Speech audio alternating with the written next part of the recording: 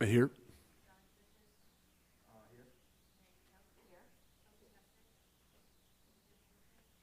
Here.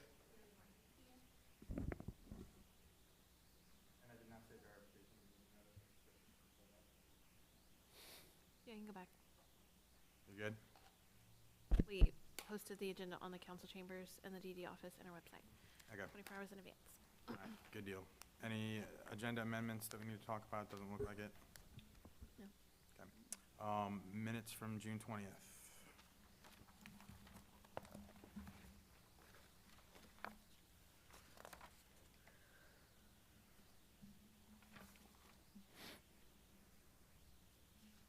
I'll make a motion to approve the minutes. So we want to do motions to approve the minutes? Oh, sorry, I forgot. Yeah. Whatever y'all want to do. We're fine with whatever. Oh, so I just have to say that it's approved? Yeah. Okay. Yeah, we approve them as seen. Next, the financial report for June. Yes. So we're on a state fiscal year, so the financial report that you have in front of you basically reflects a full financial year because we started a new fiscal year July 1st. So if you go ahead and take a look at the second page, it kind of wraps up kind of our financial picture for the year. And you'll see that we, against what we budgeted for revenue at least, we, with all things considered, we came out about 2,000 ahead of what we budgeted for. And then in terms of expenses, we were under for expenses around 12,000. So you can see all of our actuals and then our budgeted amount there as it's for our full 12 months.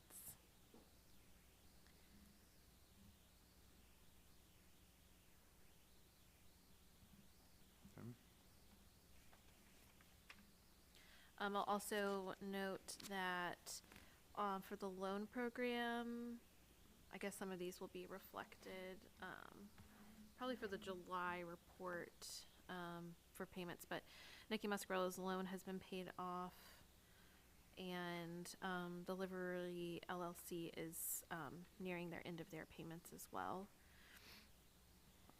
Okay, and we were under budget because of what?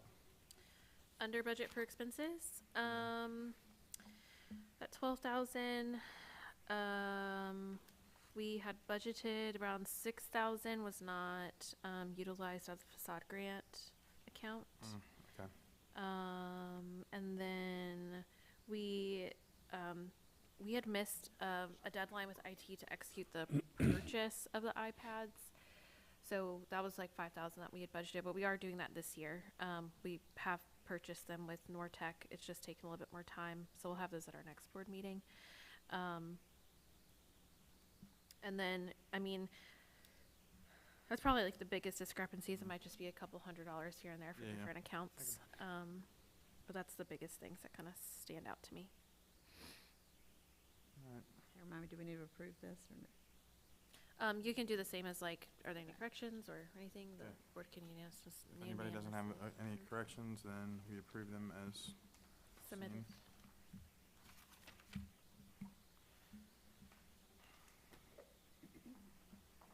All right.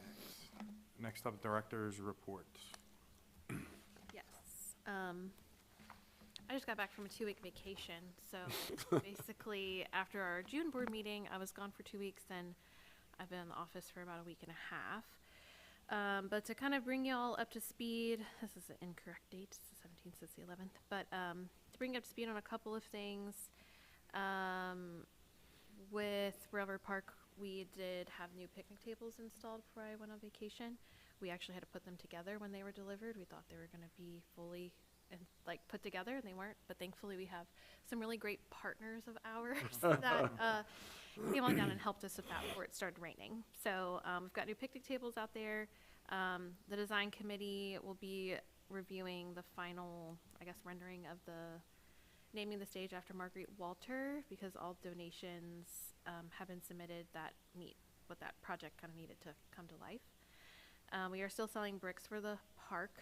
Oh, I missed the welcome sign. So welcome sign contract has been executed, and it's underway. That contract is projected to be completed by November 4th of this year. And I wanted to ask y'all if you wanted to do a groundbreaking ceremony for the welcome sign. That'd be cool. Yeah. So it's kind of like customary to do it, and Yeah.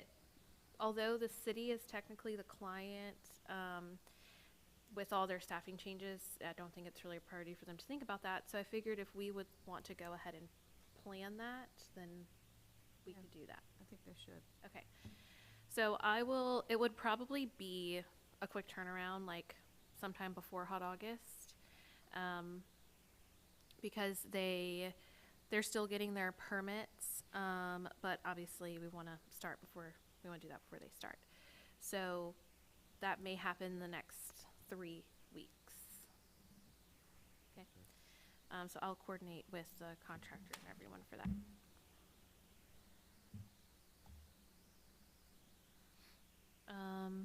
So brick sales, where are they finding? Are they buying them like at the market, or are they mostly online? I'm just curious because I saw 11 sold already. Online. Online? We had Yeah. one lady that filled out a physical sheet when we were doing our summer orientation thing. That was like technically our first sale, Yeah. but when I emailed her to follow up about it, because she would obviously had to pay online and all that stuff, she never emailed me back, so Gotcha. that's one Okay. that was in person, but the rest have been online. We do have 90, there was either 94 spots or we have 94 left. Left, yeah. So we do have quite a few left, and we'll be pushing that a little bit more. But if your family or business haven't purchased one yet, this is your last chance. I don't think we're going to open it ever again. The city does have a new administrator, which there's not really anything to report for Todd's report, but there's a lot of follow-up of projects kind of on our end to see, where we stop with some conversations with Lacey in the city and how do we pick back up with them. So that's kind of an evolving item. I can't remember if the last meeting, if I gave you all an update from DOTD about striping. Did we? I wasn't here, so Okay. I never heard of that. I think you may have given the committee meetings, but. Yes. not the board meeting. Basically, I think at our last design committee meeting, Tom Pistorius went ahead and emailed DOTD to see, standards for bollard installation on highways. DOTD would not approve a bollard installation in the right-of-way on a state highway, so the mayor and Neil Corp had wanted to do those bollards on the corner of where Bayou Booksellers is to protect the building because there's been so many incidents there. Ultimately, that's not really, I never really thought it was going to be a great solution for it, but they can't do that anyway. So it created this long email thread with DOTD and the city, and basically at a minimum, what I was able to request as a maintenance item is the highway restriping, because last time it was done was in 2014, so we're like 10 years out from it being restriped, and it's heavily worn in several areas. So my response and request to them has basically been heard, but I think it's really only going to be executed on if the city streets department and the city planner and the city administrator and the mayor kind of take more ownership for that. So with Charles coming into his role, that's kind of like one of the things I wanted to pick back up with them to see how do we keep this moving. So what is the deal? Did they put you on a date of expected being able to do it, or you just, Basically, like, they run said into- we are on a list and they will do it as manpower and materials allow. And, I think to me, when I hear that, I'm like, well, I have more questions about where in the list are we? If we were to engage in some sort of collaborative shared cost for this, Right. would that change things? And really, the DDD is not the best person to ask those types of questions. It really should be the city asking those types of questions. But neither here nor there. I think we're going to work with the administrator and see where we can get that request to move a little bit further, because we know that intersection, it's pretty bad. We want to see it improved, and You know, even though DOTD has a lot of other priorities, we should keep our priorities in mind of ensuring that we're trying to keep the intersection safe with what's within our control. I will say that in thinking about other options, this would obviously have to be a budget item, something that we think about. But on the corner of Cherry and Thomas, what is the address of that? 3 East Thomas. Yeah, 223 East Thomas, where that corner is getting renovated. It's about $90,000 that he's paying for that whole corner, including the curb bump out and, you know, like 25 feet in front of his storefront and around 100 feet back. So we kind of have a cost estimate of what one corner would look like to renovate, and that's including the sidewalk as well. Now, that's when I talk about like shared cost. If we were to be able to pitch something of, you know, sharing costs, whatever that looks like. I don't know what the standard is or how they entertain those types of proposals, and ultimately we'd have to work with the city on it. And I'm not too sure of the appetite of the city to put their money into a state road. But I would like to have those discussions and see where it kind of lands. Okay. But that seems like our only option. Like, we just have to keep asking the questions and seeing where it goes. It does seem like there's going to be more movement with the city in working with our regional planning commission, which is really how more transportation dollars kind of trickle down to our municipality.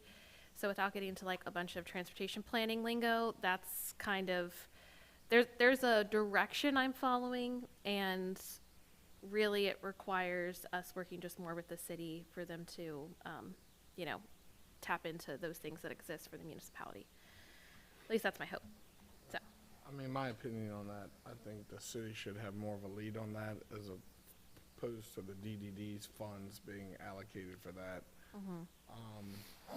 And I mean, especially since they denied a request because it's a state highway. So if they're denying a request saying, hey, it's a state highway, yeah. And then the state basically says, we'll get to you when we get to you. yeah, I mean, we're being generous by offering, but Right. I just don't think that should come from our fund. Right. Personally. Yeah. Yeah, so we'll see what happens. I think there's just more fact-finding to take place related to how these conversations flow and ultimately who is doing transportation planning within the city. Some professional development. I actually went to the Tangi Economic Development Foundation Business and Industry brunch today. So I got to meet a few bigger business leaders. Usually we go to Tangipahoa Chamber things, but it was good to be a part of that as they installed their new board of directors, and us seeing and connecting more with parish-wide economic development strategy and how that kind of fits into what we're doing. I'll be out of town tomorrow and Friday in Baton Rouge for a Louisiana Main Street meeting. I'm not going to do all these updates, but some property development, business development. We've had some transition. I feel like this year has been a year of a lot of interesting transition. Some new businesses. Last time we spoke, SALT was not open, SALT Provisions. They are now open at 111 North Cypress. So please go visit them and their cute little European-style grocery. It's super fun. Taylor House Studios is open on Cherry. Aspen Clinic Social Nutrition, which is up by campus near Barbecue Station. Johnson's Kitchen is coming to downtown. They're going in the place that Son of a Biscuit was at. They are projected to open in August, the last time I spoke to them. I think they're quickly going to realize that they need more space, but because they're so popular. We're really excited to have them, but we're working with them to make sure that they have what they need. Bayou Booksellers and the Wooden Grove are now combined into one store, so the Wooden Grove is no longer on that at that Cypress Street location, and there's some development with Shack's Restaurant reopening with a collaborative ownership partnership. So Do they have a location that they're looking at, or? they're going to be at the same spot. Oh. Yeah.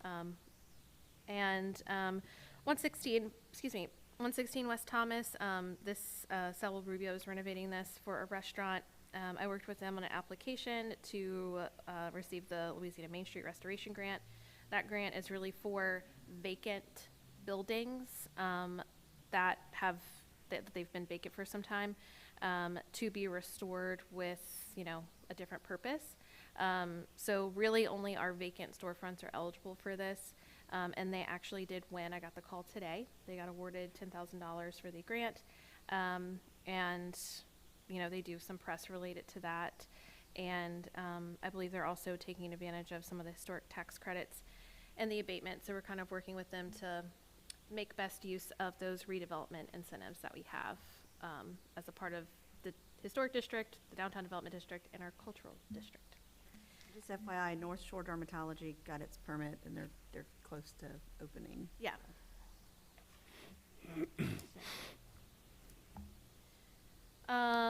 That's kind of all I have there.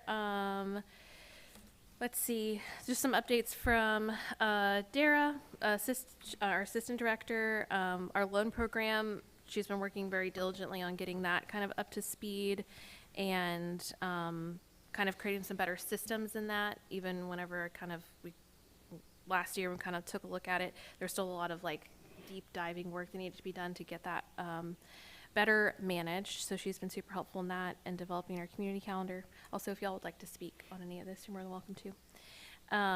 And then Ashley, our communications coordinator, has been taking a heavy lift for our Hot August Stroll promotions. We started doing these weekly event wrap-up posts on social, which seem to be performing well. And then as we're kind of in the midst of a rebrand and better strategizing all of our content across platforms, we're just kind of doing little things here and there to kind of keep that ball rolling, but we'll definitely make a bigger splash once we kind of do all that.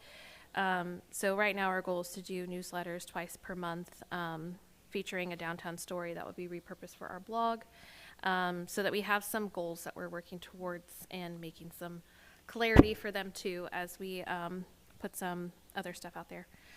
We do have our social media stats here if you want to take a look at those, and then Savannah's report is in the back.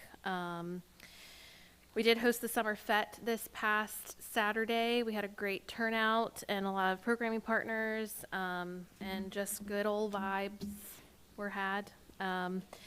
And you'll see too for the guideline updates, the progress that she's made, and John can kind of maybe get a little bit more into that when he does the farmers market report.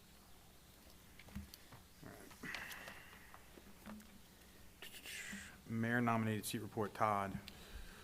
Well, I don't actually have a report because we haven't been able to have a meeting with the mayor for quite some time. Lacey vacated a position that was our kind of go-to person, and now we have a replacement who's been promoted, and we have not had a chance to sit down with the mayor and that new candidate. I forgot Michelle Tilbury's name. Charles Porsche, there you go. So that's on our agenda for hopefully this month, and then we'll be able to report back next month with our meeting with those two new folks. All right, what about the chamber there, Chance?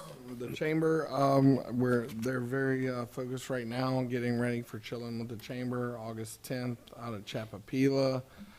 They were a little behind on getting their ticket sales started, but they're in full swing. Miss Francis has probably hit everybody up by now. We also launched the passport, which she has right there in front of you. We finally got them in print. They were distributed on Friday. We've already given out 1,200 of the 2,000 passports, so it's a great start. We had our first drawing today for the weekly gift card giveaway. We did that at my restaurant, actually, on Facebook Live. It's been a great response, especially with it only being 5 days that they've been available. And then you can find out all the details in the passport itself. We're going to have a weekly Wednesday drawing all the way through September 26th, which is when the passport ends. And then there'll be 3, a gold, bronze, and silver, since the Olympics are this summer. We decided to go that route for how many stamps you get.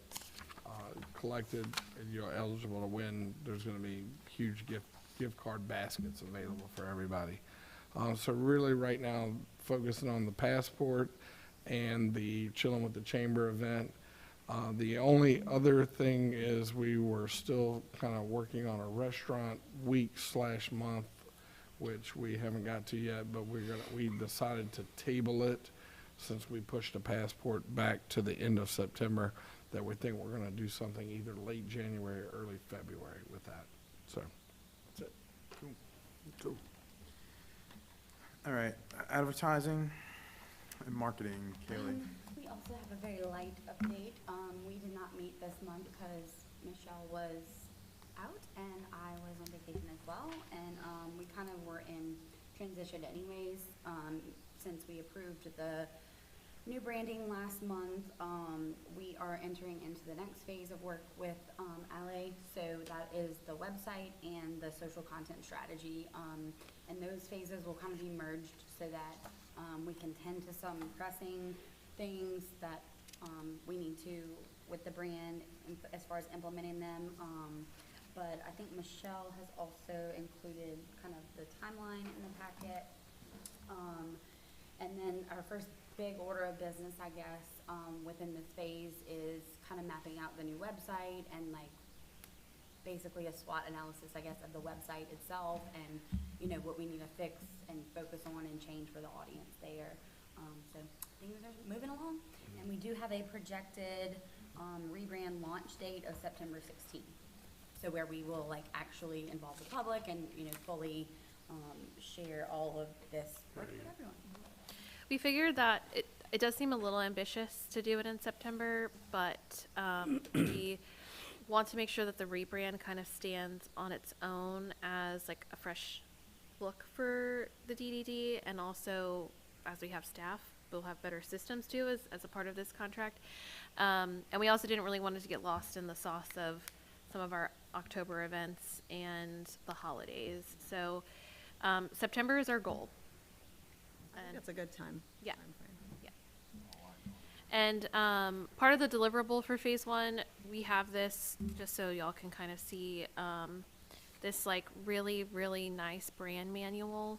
And I need to add some pictures to this, but it has everything in here for the updated look and its use and its intentionality and some standards around its use. So very, very detailed. This is kind of the merge a little bit of the brand strategy and the visual identity, but this is what we would use to train our staff and for other brand standards and stuff like that, and it's super helpful.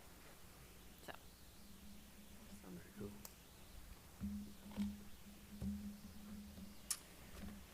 All right, design committee? Well, the report is that there is no report because we're meeting tomorrow. So, I'll let you know what we talk about in our next meeting. All right. Next is events. Is someone going to fill us in on the events? Yeah. So Chelsea's out of town. Basically, we kind of took a little bit more logistics for Hot August in the comfort features, shade tents, fans, misters, hydration, all the things kind of related to safety and also comfort for guests. So we just kind of firmed up on some of those things. We'll be working with the Drip Bar, actually. They're going to do a hydration station for us, and they're a new business to the district, so not like on-site IVs, but they'll be educating people about their business products, but also doing some free water distribution. Niagara Water is also available to just donate bottled water. They're still deciding if they want to have an in-person presence. We did talk a little bit about the tie-in for the 40th anniversary of River Main Street program for Hot August, because we're still technically in that this year. And, you know, I know we've like talked about a couple of different ideas that, you know, the bigger the idea, the more coordination and the more effort it requires. So I think we will probably just continue passing out the 40th anniversary cups because we have about, like maybe 300 left over of those from the Main Street celebration. And we do have a banner where people can write about, memories of Hammond. We had some other ideas like painting a banner or doing some handprints or doing some other live art kind of activity. But so far, those ideas have not really been taken up by any one committee member to really lead in executing. So that's kind of where we're going to kind of keep it at, but really just telling the story of revitalization, and we have a vibrant downtown and keeping that as a part of promoting of the event. And like I already said, Dara's kind of working on creating this like consolidated community calendar with referencing all the dates of. So Dara is the contact for that? Mm-hmm. Sorry, I didn't mean to No, it's email okay. you. It really, it's kind of she's been doing like the main like spreadsheet that we're putting all of that in, but we both update the calendar on local, so We it's both not also really- sit directly next to each other, so like whatever you will Yeah. get it back and forth to each other. But essentially, this calendar has all the festivals like the Air Show, obviously Strawberry Festival, but not only that, it's got all the club meeting days, so not just us, but like the Tangi Running Club. It also has all the Columbia Theater, Rotary Club, the Tangi Parish like school schedule, Southeastern school schedule. It also has all the different like specials happening in downtown at restaurants and stuff, because that's important if you're a new person coming into downtown to open a business. You don't want to have steak night on the exact same time that another place is having steak night. So basically, it's meant to help you along your way as you're figuring out Hammond, and if you're not, it's something you can rely on. And that's my goal, is like something you can pull up on the computer and feel like you're supported by DDD and you are in the know. Yeah, I think that'll be very helpful for not only visitors and community, but businesses, because I know when we're planning events among businesses, we're like calling each other like. You got making something sure- planned? Yeah. And this way, like, you can check it, and if you feel like you need to double check something, you can like reach out, but it's so you can just rely on something easily accessible at any time of the day. Yeah.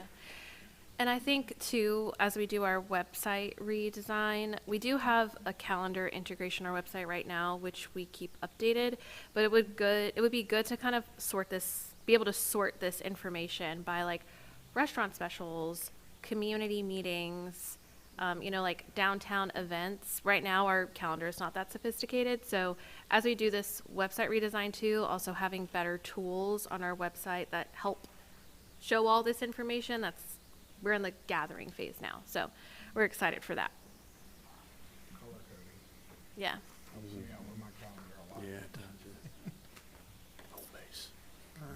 Home base. Next is Farmers Market Committee, that's me. So we met, talked a little bit about market outreach, and they've been trying to see if, since we're changing guidelines, or there's new guidelines, for, we were trying to see if we can make use of Southeastern's kitchen for some of the vendors to use to help meet their requirements and to make things more convenient for them cooking. And it looks like we're not going to be able to do that. So that's kind of I guess, an open topic still. The other thing was the advertising or new stuff they're doing. They're putting out like a menu. card? Yeah, no, it is Recipes. yeah, recipes to market so that they can share what actually you can make with the food that you're buying at the market. And then we got an update on the guidelines as far as you can see that. So if you look on the end page where you can see the goals versus what's been completed as far as the vendors getting all their tasks done. We're looking a little bit behind, but the likelihood or the reason for that is mostly seemingly the insurance. It's kind of the last task, and we're thinking that maybe, being that it doesn't start, when it renews, they might be waiting to actually do it for the whole year. I mean, that's what we kind of discussed. Yeah. And, so you want to talk a little bit more about guidelines or anything? Do you have anything now?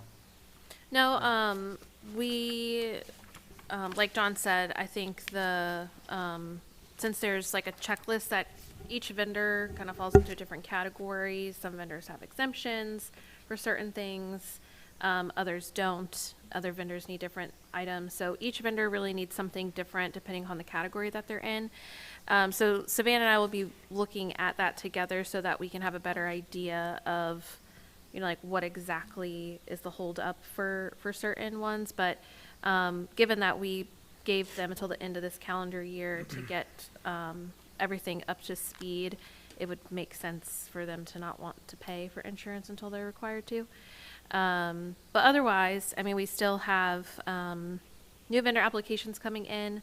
And so people are still interested in participating with us, even with the updated guidelines. And they are meeting all those requirements when they apply.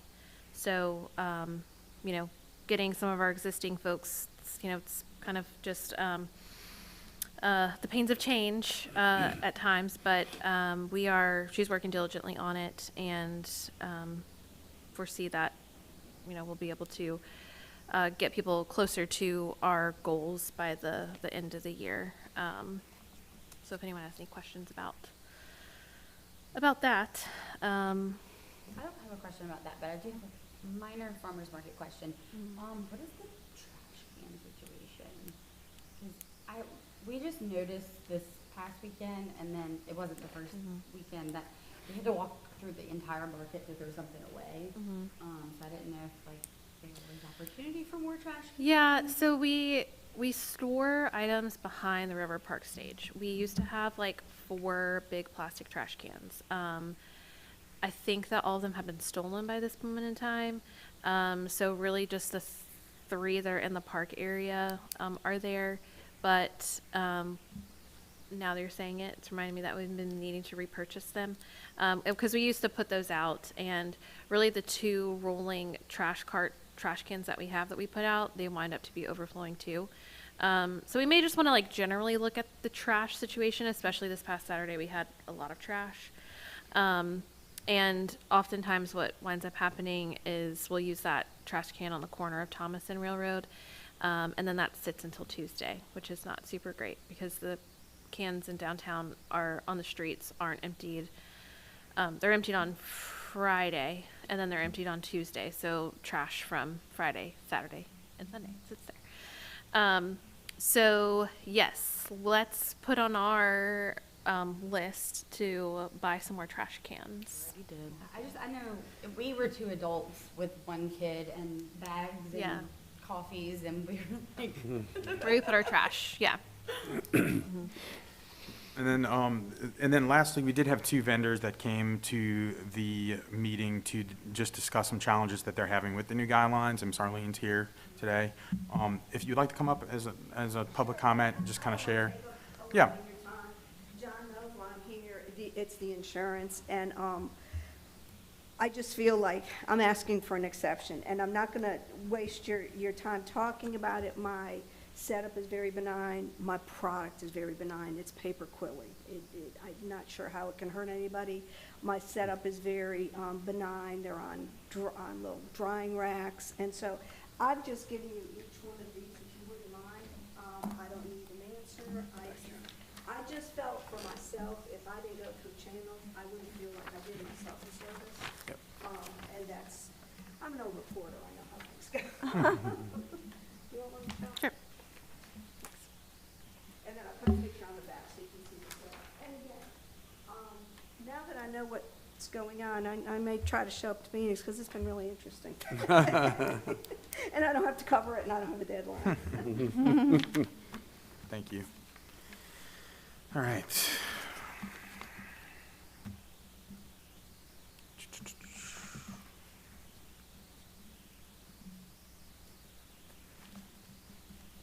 I do want to say one item as it relates to the commercial kitchen. So I know we've been kind of working, Savannah at least has been trying to find areas in and around our community that would work as a commissary kitchen for our smaller scale food producers. But really, I think an area that we may want to look at, a commercial kitchen development is a really great way for us to support small business, food incubation, small scale manufacturing. If they have a commercial kitchen, they can sell, that diversifies the markets that they can sell in. They can sell wholesale, retail, et cetera.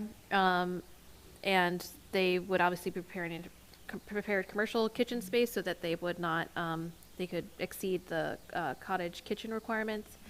So just as a thought, you know, I know John and I kind of talked a little bit about, you know, some like North Star projects that have been floating around. And I think as it relates to the potential for us as an organization to not only help our local small businesses actually scale their business and have more business incubation, like LSU Ag Center or LSU has a food incubator kitchen where they'll help people scale their product to retail.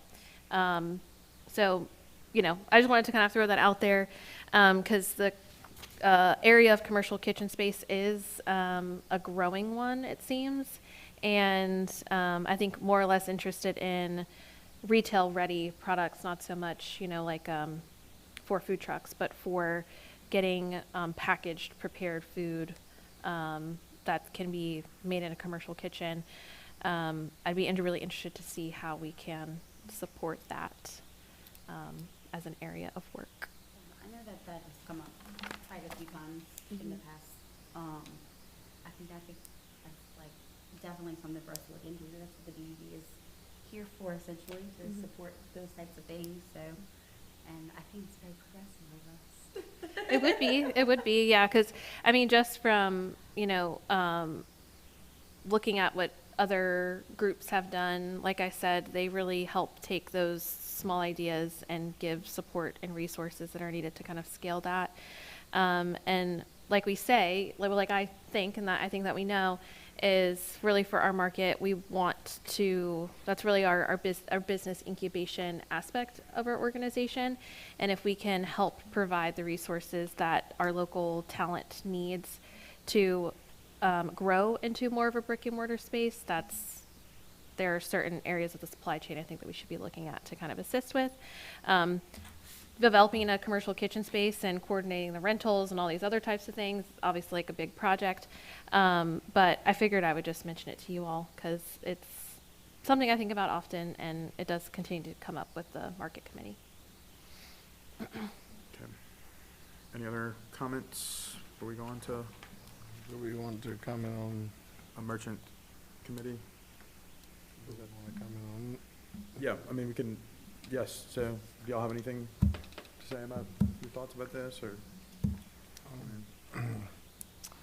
I definitely understand where she's coming from, especially with what she's doing. Then there lies in the question if we were to move forward with, you know, giving her a pass, but then everybody's going to want to pass also.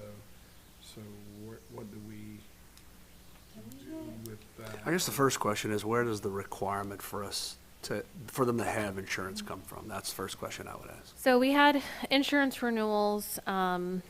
We have two separate policies. Our general liability policy covers all of our events and the market. Steel Insurance is our insurance broker. It has come up in conversation over the past several years that a best practice is to require vendors, whether through a market that happens every week or other events, that their general liability insurance requirements that we should have for those that are participating. So with the policy renewal that we had this year, it came up again as like, we're going to strongly recommend that you move forward as you're doing your guidelines, if you're changing your guidelines, that you have the requirement for insurance that matches our limits. So that's kind of where that has gotten us. Really, the request for general liability insurance is not uncommon for markets, and the insurance, while it is a requirement that we are asking for, it ultimately protects the insurance holder's business because, you know, not only are they transporting their business and all their goods from their home in their car to the market, that there's other instances in which this general liability insurance would cover that would be beneficial to these business owners. So really what the cost looks like for what we're looking for. Our food vendors have to have a little bit more coverage with food liability That makes insurance, sense. which is around $500 per year. The lowest policy that I've seen quoted for that would meet our limits is around $350 per year. So that breaks down to around $50 per month that they're incurring as a business expense. I think one thing that we see often with our market is we have vendors that only sell at our market and they don't sell at other markets. And so it can seem like a surprise, but I think really in terms of us positioning our market, and also in terms of safety, I understand that your product and your setup Right. may seem innocuous in like the grand scheme of things, but the market does set up on a public street. There are other aspects to the operation of the market when we take a big picture look at everything that requiring our vendors to have insurance is a best practice. And also moving forward, like I said, it's a recommendation from Steel Insurance for us to have the vendors with the market and all of our other events carry insurance in the future with, how the insurance market is. It's not unlikely that if we don't get a renewal for this, we'd have to find another general liability insurance policy with a different company, and it wind up maybe being a requirement. So with all of that said, I think the discernment is as a best practice, we should be requiring general liability insurance. And we have done that. The guidelines were approved with that in mind, and it has been a discussion with the committee and the board for 9 months now, that has been a requirement. So my second half of the question is there or is this some sort of group policy where they can all buy into a small portion of that, and that portion be weighed according to the amount of liability that they're required? So, Could we shop that, or could we ask for that? That's so at second this question. moment in time, no, like we don't have the capacity to coordinate a group policy for vendors. If the vendors wanted to explore other opportunities on their own, they can do that, and they can approach us with those solutions if they have them. But in terms of the grand scheme of things, of the work that we're doing, we're working with each of these vendors on an individual basis. And if the finding is that, certain number of vendors talk and they want to go into a business arrangement ultimately, because they would have to have the same LLC that the policy is issued to, we just don't have the capacity to. No, and I didn't mean us. I Yeah. didn't think we had the time or Yeah, manpower but to that's do come it. up, it's come up several times, and so if the will of them were to do that, then that could be something that we look at. Okay. Yep, and then the other vendor that came to the market has been there for quite a while, and she makes jewelry, but under the requirements of artisan, it's not handmade jewelry. It's things that are bought, and put together. Prefabricated. Yeah. So that was kind of, she was hoping there could be some kind of variance because she's been with the market since, I don't know how many years, but that was the other discussion. Is it within our power to consider a less expensive option, or is this personal? They have to shop this personally, each vendor, for insurance is what I'm asking. So in order for them to get insurance, they would have to have a policy under their business name. I see, so they shop it individually. All right.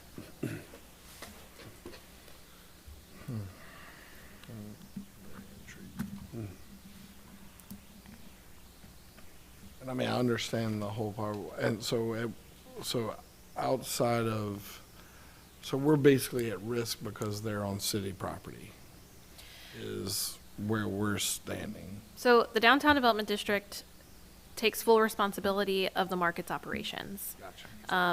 Like something were to happen, tornado come through while the market's open. Right. Okay. Well, I'm just- Well, I do understand insurance. I pay a lot of it. Oh. All right.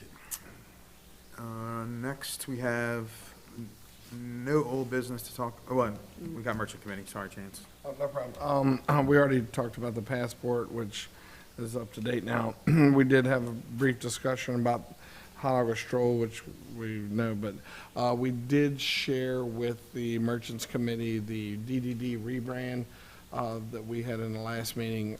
Everybody was really excited about it. They kind of had the same feelings that we expressed in our meeting. So we're just excited, looking forward to that. We had a really good conversation about the retail shop retention. We brainstormed some ideas on some things that we could do to possibly help the retail shops. For example, one of the things we talked about was having like a retail weekend that we actually heavily promoted for a few months, or a couple of months at least, to really get behind it as a community to help the retail shops. And it was a lot of brainstorming in that segment of the meeting, and maybe Michelle has some stuff she wants to throw in there. We also got into the picnic in the park. We discussed ideas about that as well, about how the food and the vendors should be allotted for those, and the timeframes on that. I think there's still a lot of questions to be answered on that, like how often to do them and things of that nature, to try to, we discussed Thursdays, we discussed Fridays, what's the best way to get the best crowd, and to make sure the community's involved with those. But there's still some work to be done, and I think overall the Merchants Committee would like to kind of get some input and also work with the Events Committee to kind of work together on some of that stuff with Picnic in the Park. But just not to backtrack, the retail shop retention, Aaron spoke with us for a brief moment in time to kind of give us a little insight into the retail world and how much they do struggle. So I'm kind of passionate about getting behind those guys, and not just guys, trying to be politically correct, but those folks and, yeah, People, the people. whatever. But to really support them, because the retail is another draw for us, and we need to have retail. We can't survive on restaurants and bars. So we need the retail market as well. Is there a certain time of year, maybe you said that and I zoned out, is there a certain time of year that they really are struggling the most, that they want? Well, we did discuss that briefly, but we thought about trying to find, if we were going to do something like a retail weekend, we wanted to try to find a time of year where the weather was appropriate, where everybody could be outside and things like that. A spring or like a late fall. And I brought up in that meeting, Ponchatoula has a really good success with their antique trade days or whatever it's called. I think that's in November or whatever, right around the same time they do small business shops or whatever. But, I think good weather where people can be outside, their stores can be shown where people are out and about walking around, where you have a higher volume of foot traffic. So, because foot traffic's really a big deal. And when the spring comes, early March, if we got a beautiful weekend, it would really help them out. And I agree. I think from a promotional standpoint, for us to be able to properly promote it and not get lost in the shuffle, we have a lot of events in the fall most of the time. So I think spring would probably be the best option for us. Because we already have Hot August Stroll, we have starting November, we were literally in our staff meeting going over all the events that we have coming up this fall, and it tends to be the same every fall, so I think spring would probably be the best, like you said, temperature-wise, getting people out there, and just, no, you're good, you can go ahead. If you look at the time frame between Mardi Gras and Easter, that's when people are revving up to start spending money, and there's festivals every weekend. So there's challenges to all of them. Yeah. But, I think that, as long as we're not trying to compete with Strawberry Festival, a local festival. Yeah. Strawberry Festival, Oyster Festival, whatever it may be.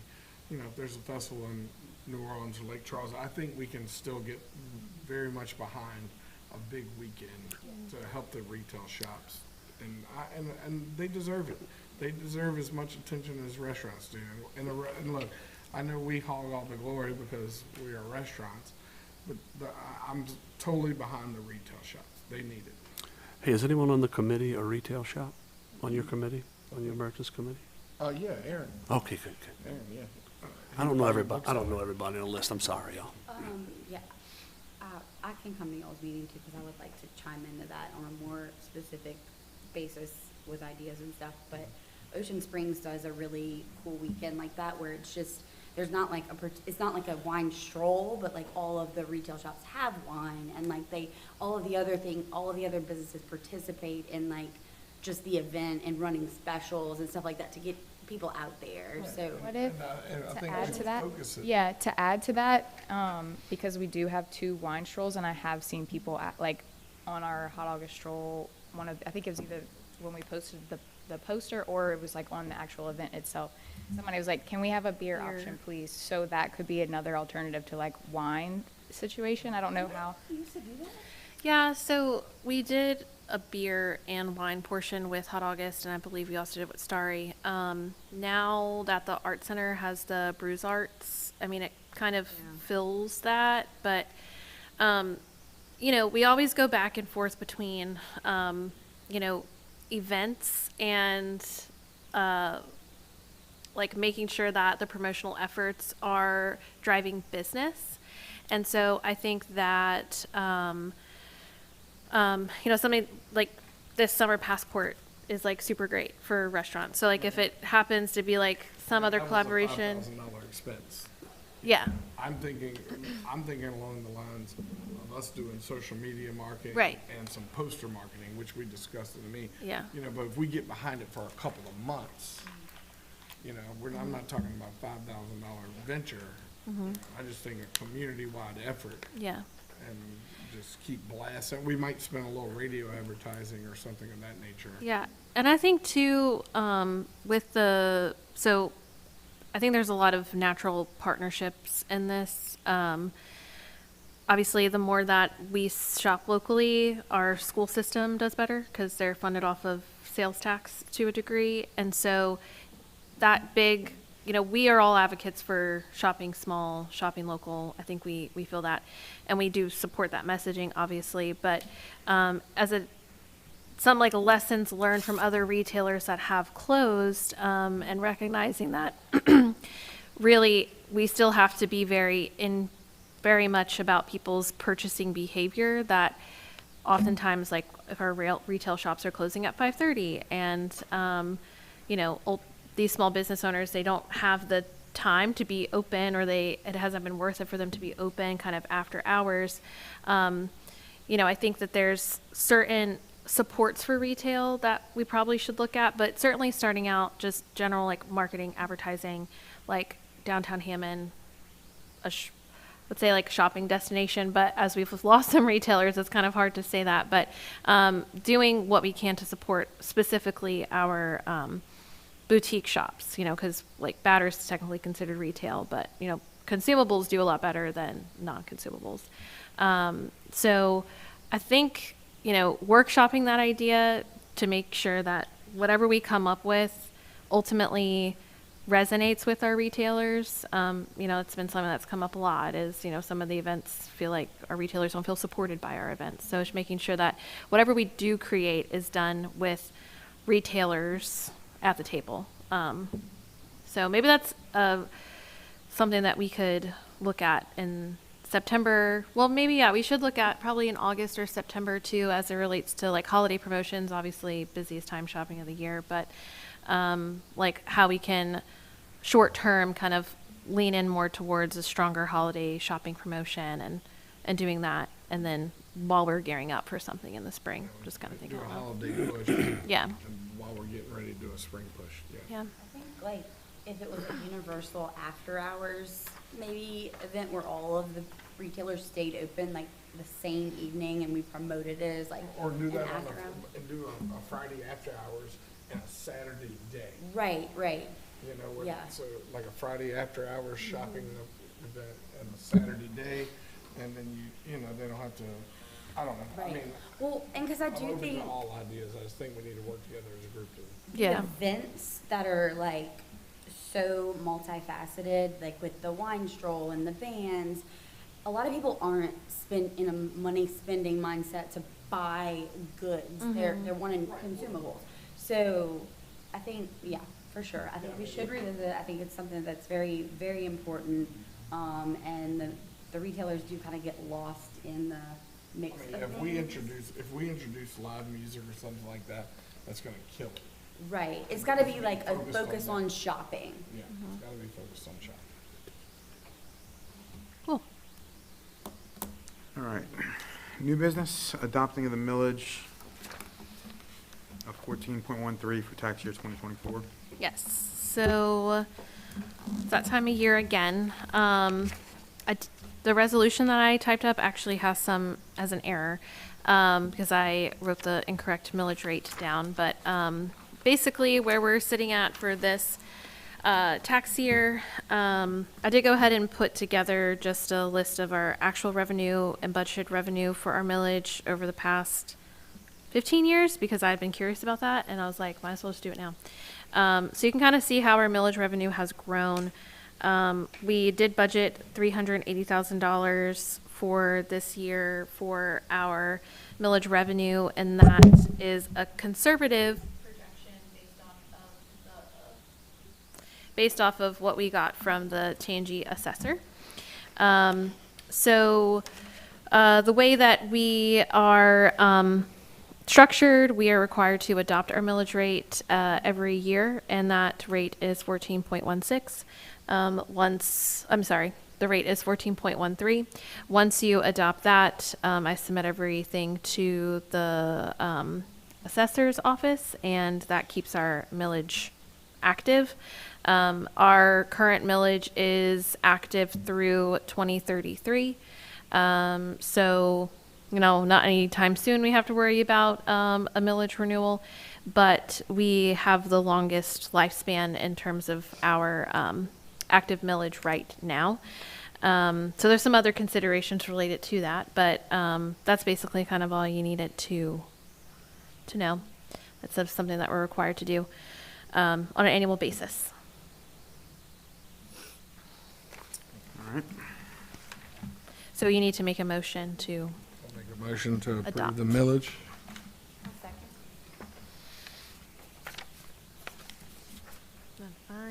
Okay. Todd DeLon, Yes. John Exnicius. Yes. Mary Gito, Yes. Chelsea Kesnick, Chance Kinchin, Yes. Kaylee Norton. Yes.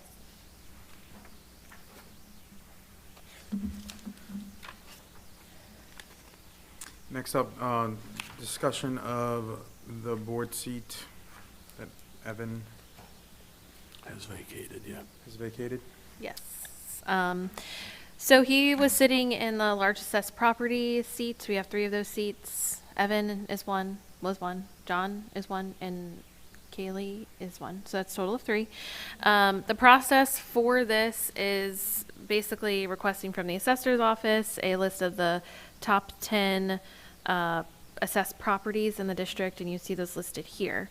John and I did talk about logistically to open the nominations for his seat, because we would have to open it up again anyway in November, as a part of all of them. I just think logistically it's probably not really worth our time to try to fill it right now, especially to get someone and say, you're going to serve in this position for 2 months, and then it's going to open again, and it would be competitive. So that's kind of what we were thinking, is we will kind of hold off on filling his seat for basically 3 months. Doesn't really present any issues to a degree. It's really if you all consult me otherwise, we can definitely open it up sooner. But really what we would be doing is how we'd have to open it up for about 4 to 6 weeks. And then that would have to be approved by the council. So by the time we get everything out there, we probably wouldn't get on a council agenda until probably the end of September or October anyway. And then we would be opening up nominations at the beginning of November for all of the 3 of the largest assessed property seats, and there's one more seat. It's either the east side or the west side. you're the east I'm side? east side. So it's west side. So at the end of this year, the west side seat and the 3 large assessed property seats, those will be open for renewal, renomination. And did you say it has to come from the top 10? So the 3 largest assessed, yes, but basically they can nominate someone, and that person doesn't have to be a business owner at that business. They could be, they would just have to own a business in the district. So like Kaylee, for example, I think Regions Bank nominated you. Stoa Group. Oh, really? Oh, okay. So Stoa Group, that's 210 East Morris. So they nominated her. She doesn't necessarily own that business, is not an officer of that business. They just nominated. Yeah, but she still owns a business in the district. So there's like some layers to it. But So as far as that goes, even though if we decide to just wait until it starts, can we start notifying the contacts at these 10? yeah, I mean, we can to notify say, them. Start looking for your person if you want to put somebody. Yeah, now that, we could, Gives them a little head yeah. time to think about it. I think it would also be great if we got someone from a financial institution Yeah. to bring that knowledge to the Yeah. table. I think that's a valuable piece, yeah. Yeah, I mean, I was thinking somebody from like a CPA's office or something. Perfect, yeah. Somebody from- An accountant, a CPA. Do you have a financial- recommendation on somebody we can at least approach and try and pair them up, or? I don't know how, I'm not exactly sure how all this works, but if we talk to, we have a couple really great CPA firms here locally, Lambert and Riggs. Yeah. Somebody in that office or Ed Burns' office, something like that, somebody that has the time and has somebody that can also guide them. Not saying Ed himself or one of the guys at Okay. Lambert and Riggs, but one of their employees that can be guided by them. I don't know how that works with this. Yeah, so basically, like, let's say First Guaranty Bank, they said, we don't really have anyone interested on that owns the business that could serve. So they may have a partnership with James Lambert and Riggs across the street, and they'll say, okay, we'll nominate, like CPI used for we'll nominate XYZ, and if they are an officer of the business, or they own a business, or they own property in the district, then they're eligible. So there's kind of a dual thing here. Whoever they nominate still has to own a business or property in the district, which really limits our pool Business to or eligible property. people. Yeah. Yes, Not but just business or property. yeah. Okay, I can put on the feelers too. I just think that somebody from a financial institution would be the Yeah, I agree. best route for us. Yeah, I think so. yeah. All right. I think we all have our own paths here. Yeah. Yeah.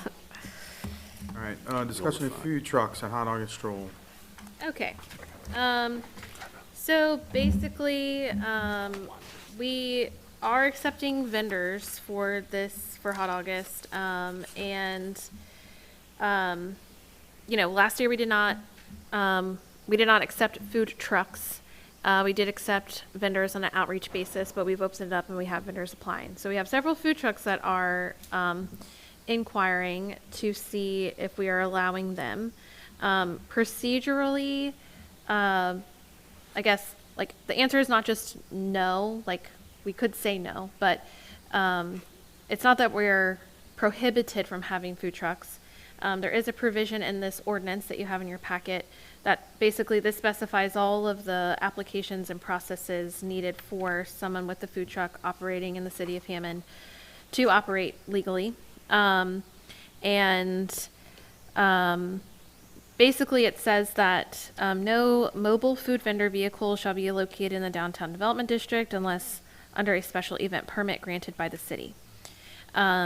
So what that looks like is, whether it's us or another event planner, they have to get permission from the city administration to have those food trucks set up. And they also have to go through all of the permitting, which requires a host of things: liability insurance, LDH permit, what have you. The issue that we're kind of running into is that there are some outside vendors that would be good to work with, like those that have snowballs or beverages. I talked to Chelsea about it because I know she's not here, and she said that, she thinks that it would be reasonable to include food trucks or trailers if they have a non-competing, food, like there's maybe a way for us to look at it as, we're not opening up everything to have every food truck under the sun. But if there is a vendor, selling something that is not sold in downtown, like Indian food or, other types of foods that aren't sold, if they're non-competing with our brick and mortar, then her opinion was to kind of consider those. Hot dogs. One of the vendors that we're. It is in one. talks with. She's already registered, but she has a cart, so it kind of goes into the. It's considered a food Yeah. truck. So basically, if anyone selling food is set up in a tent, it's not considered a food truck vendor. Like if you look at the definitions here, so they don't have to have the permit. Regardless, if they do have a food truck, and we allow them to participate, they will have to go through all the permitting that the city requires, which is around a $200 permit fee, in addition to our fee, which is $100. So, I wanted to throw it out to y'all because Also, where would they be set up at? they will be set up on the 100 block of West Charles, near the main stage area. So Which- away from the brick and mortars. Yes, basically, La Coretta and 113 are the closest restaurants, but,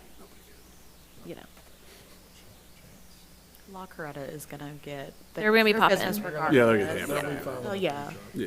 Yeah, I mean, I'm okay with this, but I like the non-compete idea, exactly it. right? So it's not pulling from our Patio food truck. local, yeah. And that's the other thing. We do have a guy who has a snowball trailer that is interested. I tried to see if maybe he could alter his setup, but he said no. He has to according to his licenses and permits. So he has to have the trailer. There has to be a catch for the water that is melted and the sugar, all this stuff. So he's looking to try and and set up as well. But at this moment, we haven't been able to say yes, you can. So. When was this introduced? This was approved in 2023, yeah. Yeah, I was hoping by like In May in 2024, 2023. maybe people would like figure it out by this year, but So last year, there were no registered food trucks with the city that had a permit. Now, there's a handful of them. I did request from the city a list of them, just who already had a license, but I haven't received that yet. Question, as far as the booths, the food booths, we are gonna have food booths, or no? I mean, yes. So we have several businesses, like downtown businesses that will Are set up. also doing food booths? Yes. Yes, okay, that's Yeah. what I was asking. There is an outside grab and vendor go that has stuff. signed up as well. That's a food booth, and she is set up specifically like she can do a tent setup. Her registration didn't like point to her having like a food truck, so she is pretty much in the clear. But most of the food, drink have been food truck people or somebody who has Yeah. something similar. And what's the situation with like the beer booths and like that type of thing with Benny's and that? So Benny's is going to be set up in the park specifically, and they, I need to follow up with you, Todd, to see if you're interested in doing a bar, but we'll talk about that later. Okay. But yeah, Benny's will be set up in Kate Square Park specifically, because we feel that would kind of work. We're not going to add vendor space to the park because there's just not enough room there. I mean, that's feedback that we've gotten, that people like want to see all of it in the park, but I mean, there's just no room for standing room or sitting room if we add all that in there. So they will be our like beer booth, beverage booth in the park that we're working with. All the other vendors will be set up on the 100 block of West Charles. And then if we need more space for vendors, we will more than likely move some of them down to the 200 block of East Charles, near LCDC, W Salon, that area. We may be calling that like the Artists Alley or something like that, but it depends on how many signups we kind of get. As long as we don't get into the debacle where there's a food truck in front of somebody that's gonna make a major stink. we're I'll putting bring it to pasta you. right in front of Chino. It's exactly like right. Right next to the high noon I'm booth, just we're not- putting another. Yeah. And I mean, we all know what situation I'm talking about. Yeah. Yeah. I mean, I'm for it as long as it's not competing food and it's not disturbing another brick and mortar. Yeah. Man, look, I love Indian food. Let's do it. Yeah. Do you want to make a Not motion? Not every other week. I'll make a motion to approve. Well, can you make a motion to say what you said? I'll make a motion to, as long as it's a non-compete and it's not in front of brick and mortar. No brick and mortar restaurant? Brick and mortar restaurant. Okay. I'll second. Here we go. Todd DeLon? Yes. John Exnicius? Yes. Mary Gito? Yes. Chelsea Kesnick? Chance Kinchin? Yes. Kaylee Norton? All right, discussion of sponsorship opportunities. All right. So I think most of y'all know that we have this annual sponsorship program. I'm gonna pull up the packet on the website so you can see it. But I kind of did this summary type up so you can kind of see how this is working. We pull that up here. We initially kind of put this sponsorship packet together actually at request of one of our organizations that we worked with before, North Oaks, to kind of formalize a partnership that was so that we could work together kind of year round on less of just a single event basis. And that's kind of grown to basically all that grew into this document that you see here. Are y'all familiar with this? No. Okay. We have been able to successfully recruit a bronze sponsor. I'm trying to figure out how do I, there we go. Make it smaller. I don't know if that's going to be helpful or what. So we've been able to get a bronze sponsor, Ross and Wallace, and our DDD signature sponsorships, you know, kind of one time for our bigger events like Hot August and Starry. Those at lower price points are have worked, and we do have a farmers market sponsorship. We've worked with one company for that. But really, I mean, the biggest sticking point has been these bigger ones like the silver and gold. So you can see the gold is at 15 and the silver is at 10. And we itemize, you know, their perks that they get here and the, you know, partnership incentives and kind of everything that comes with that. Like I said, we kind of put this together last year and had some specific leads in mind whenever we were putting it together. Did we ever distribute it massively to people that we think that could? So Or I think that's one reason why I wanted to talk about it with you all is, you know, really, you know, I guess hear me out here. With how our budget is kind of structured, personally, we're not really in a revenue deficit, you know. I think whenever we initially developed this, we had a couple of things that we're kind of considering. We had cut some of the revenue from our events. There have been some other things that we were kind of looking at. So, you know, I think the will of the board, you know, I'll do what the board would like to say, but I do think that we want to take a look a little bit more strategically, especially at this gold and silver level, because our leads have not really taken up on it. that's what I want to ask. Who have we actually? Because I know we have North Oaks and we have the Whitney Bank. Has there been anybody else that we actually approached with this? So I will say that no, because really the people who we would be asking are already working with, you know, the Tangible Chamber. They're already kind of committed financially at these levels. And so trying to carve out a space with some of those existing businesses that are in Hammond that really, you know, makes sense for us to develop a partnership. That's a big employer of the city that can create more of that connectivity. I mean, you know, ultimately, I think that my goal in trying to reach out to any company would be not only for us to develop that kind of partnership of ensuring that their employees know this is a place that they can come, and all those types of things, but it just feels to me that we don't have a really great why behind these big financial asks. And so I just think it may be worth us kind of revisiting these higher levels so that we can still build strategic partnerships, but do it in Let's talk about that. What is the why that we have now? I thought it's to help promote them, right? And they don't have to be in the downtown district, correct? I'm just, No, they don't. No. They for don't. example, just like interlocks. That's what I was thinking. Yeah. Yeah. Yeah, I guess where I'm coming from is we haven't really even tested the waters with this to say it's too much. Like, Well- I'd like to at least see what people say, you know? I mean, Yeah. we've only told 2 people. I do agree, though, when you're asking for that much money, you should have a little bit more of a why behind it. And A why in terms of, really, the why would not be to promote their business. I mean, the why for us would have to be, we have a financial, you would be a financial partner to us to do X project or to execute on X, benefit for downtown. How can we partner and your money go towards something like that versus this like blanketed downtown Hammond's awesome. Don't you want to be a part of something awesome?